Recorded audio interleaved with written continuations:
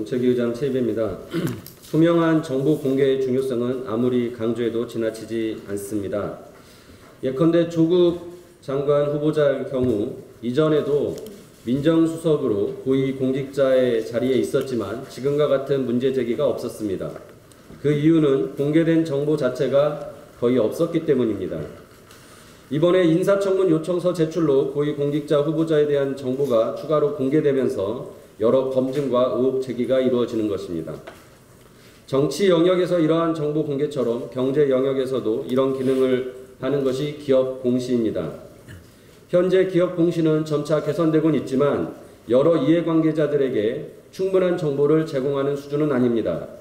대표적인 사례가 임직원의 배임 횡령 공시입니다. 현행 규정은 배임 횡령을 회사의 재무 구조를 변경시키는 중요한 사유로 보고 공시하도록 하고 있습니다.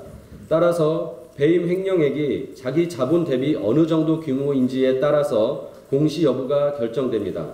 다만 임원의 경우는 규모를 따지지 않고 공시를 합니다. 그런데 첫째, 회사에서 배임 횡령이 발생했다는 것은 단순히 재무구조의 문제가 아니라 오히려 지배구조, 내부 통제 제도가 취약하다는 증거입니다. 그러니 직원의 경우에도 작은 금액이어도 예컨대 1억 원 이상의 배임 횡령 금액이 있다면 공시할 필요가 있습니다. 둘째, 회사에서 배임 횡령이 발생하는 경우 임원뿐만 아니라 지배주주 일가의 범죄로 인한 문제가 훨씬 심각합니다.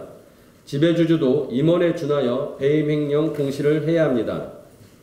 한편 회사의 배당과 관련해서도 사업보고서상 배당에 관한 중요한 정책을 기재해야만 하지만 실제로 이 내용이 형식적이고 막연하여 도움이 되지 않습니다. 따라서 배당 결정 과정, 고려된 요소, 배당 규모 변동 사유, 나아가 일반 투자자가 배당 가능 이익을 계산하는 것이 현실적으로 어려우므로 배당 가능 이익 계산서를 공시할 필요가 있습니다. 또한 일반 주주들이 1년에 한 번 회사의 중요한 의사결정에 참여하는 주주총회의 공시 내용도 다음의 사항들이 개선되어야 합니다.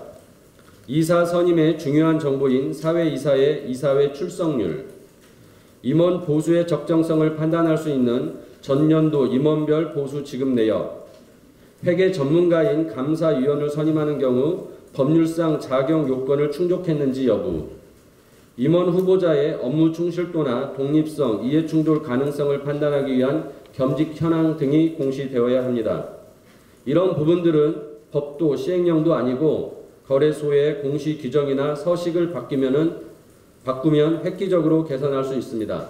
정부의 적극적인 조치를 촉구합니다. 이상입니다.